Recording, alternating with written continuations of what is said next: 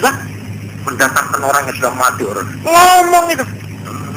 Orangnya seperti orang kesurupan gitu. Tidak sadar. Itu ilmu-ilmu begitu di Eropa sudah banyak, di Inggris yang paling ini menjadi pusat.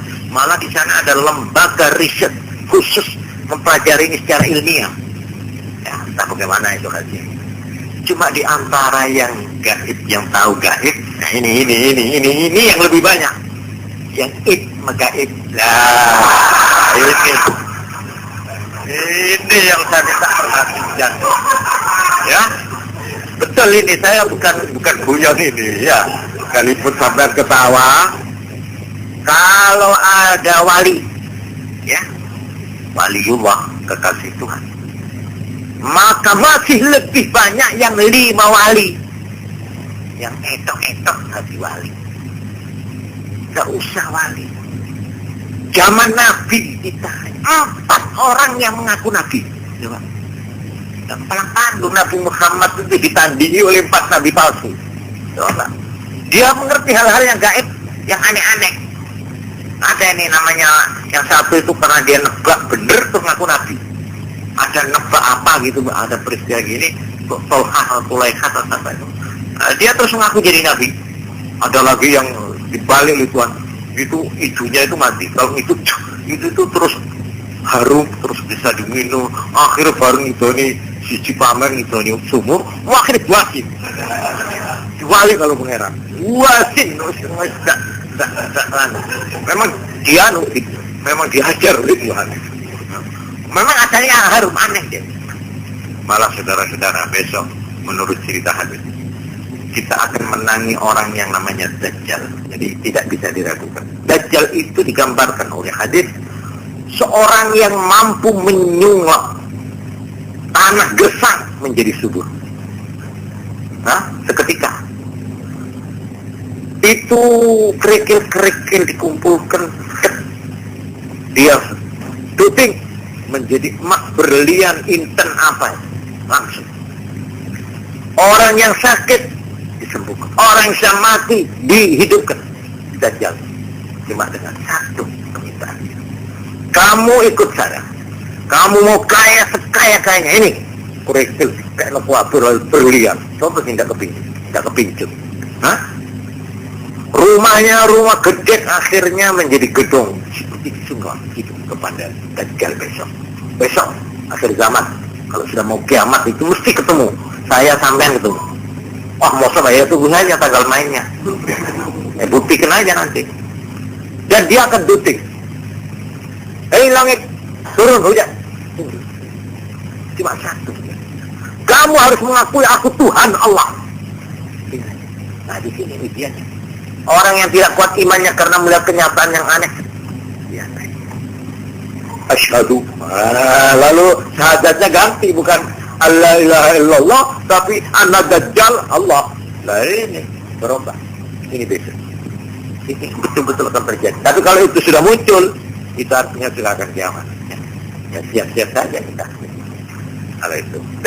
Jadi pokoknya tentang gaib ini seperti yang ditanyakan, bagaimana saya kalau datang kepada dukun, tentang nasib, tentang jabatan, tentang kecurian, tentang apa lagi Bu?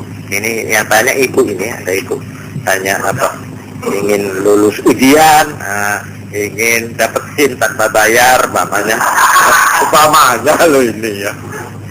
Walhasil ini nanti insya Allah akan saya lanjutkan keterangan dalam menjawab ini secara lebih ya terperinci lagi. Cuma yang kita harus percaya ini yang pengajian malam ini, kita tidak boleh ragu dan wajib iman bahwa Muhammad Rasulullah yang kita disuruh mengikuti jejaknya, mencontoh teladan. Itu mencontoh teladan dalam arti kemanusiaannya, dalam kehambaannya. Tapi bahwa beliau ini adalah Rasul yang luar biasa. Nah ini harus wajib kita percaya bahwa beliau mulai kecil sampai wafat, beliau telah diperlengkapi kerohaniannya dengan yang namanya irhasot. Irhasot itu hal-hal yang luar biasa sebelum diangkat jadi nabi. Itu namanya irhasad. Lalu sesudah jadi nabi, beliau diberi yang namanya mukjizat. Mukjizat. Nah, mukjizat.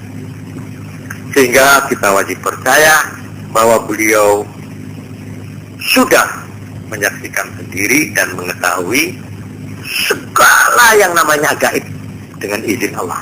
Cuma di antara yang beliau terima tentang gaib-gaib itu ada yang boleh diterangkan kepada orang lain, ada yang tidak boleh disiarkan, hanya kepada beberapa orang. Antara lain yang pernah dibisiki Nabi, dan sesudah itu orang itu tidak berani cerita, ya, karena hebatnya berita yang dibisikkan Nabi, yaitu dua orang yang saya tahu. Satu sahabat Abdullah ibnu Abbas, dua Sayyidina Ali bin Abi Thalib. Dua sahabat ini istimewa, dipanggil, dibisik. Di dalam Quran memang ada, kalau mereka tahu apa yang kamu tahu Muhammad, tentunya mereka akan menangis semua dan tidak bakal sempat untuk ketawa. Jadi ada hal-hal ilmu yang memang tidak boleh disiarkan, top secret. Ini memang nggak boleh, ini rahasia Tuhan ini, ya. Ya, insyaallah minggu depan. Terus ini tadi saya pikir menerang kenapa nih? Nah, ini katakanlah dalam rangka mulut ini, ya. Terus aja kita harus ini sekali-sekali itu ya mengenai Nabi ini perlu. Supaya kita itu makin merasa dekat, merasa akrab dengan Nabi. Iya tak? Kita supaya kenal lebih bagaimana sih Nabi kita ini. Sebab terus kita ini termasuk orang yang dipuji oleh Quran. Kenapa? Lah udah tahu roh wujudnya Nabi Muhammad. Orang tahu roh, orang tahu kebetul. Lah kok imannya percayanya kok ngadu bilang.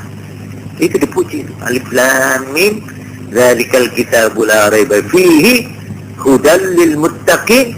Terus alladzina yu'minuna bil ghaib. Mereka yang percaya padahal mereka tidak tahu. Sampai kalau pernah ketemu Nabi Muhammad? Enggak tahu saya. Tapi percaya malah cinta kita itu. Iya kan? Nah, untuk menambah supaya kita tambah cinta kepada beliau, supaya kita itu tambah akrab, maka perlu sekali-sekali kita itu mendengarkan tentang hal-hal yang ada sangkut pautnya dengan beliau. Nah, inilah yang saya gunakan kesempatan sedikit ini.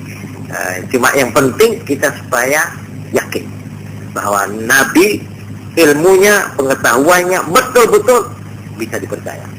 Tidak usah ragu. Kalau Allah yang mengatakan atau Nabi Muhammad yang mengatakan, apapun beratnya tentang hal-hal yang gaib-gaib, tidak usah ragu. So, beliau ini orang yang sudah punya pengalaman langsung ini tentang gambaran surga, neraka, bahwa di kuburan itu ada siksa apa tidak ada siksa, nikmat kubur apa itu, tentang bidadari, tentang hal-hal yang gaib yang terjadi di sekitar nasib kita. Asal Nabi yang mengatakan, nah inilah yang disebut kesamaannya, ya. Berbahagialah mereka yang mempunyai sandaran di dalam perjalanan hidupnya, ya.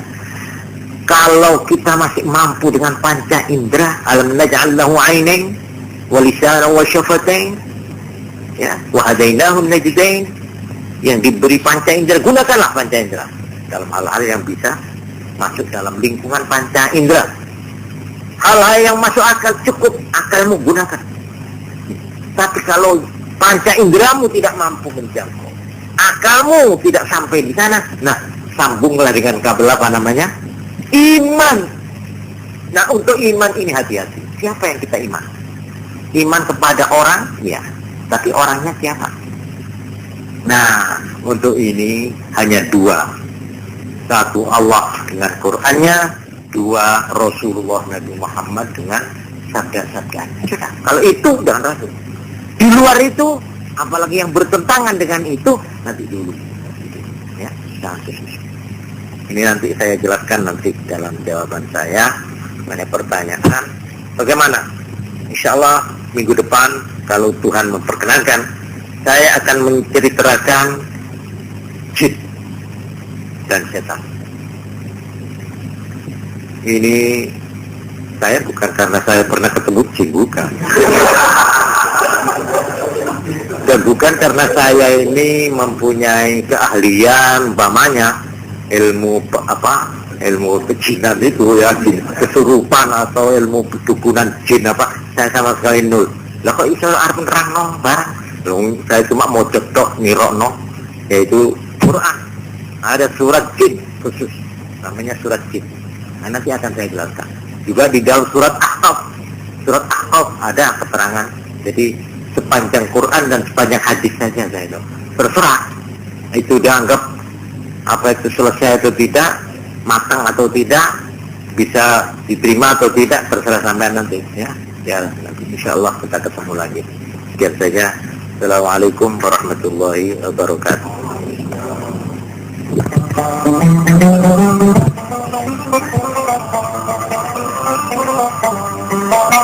Thank you.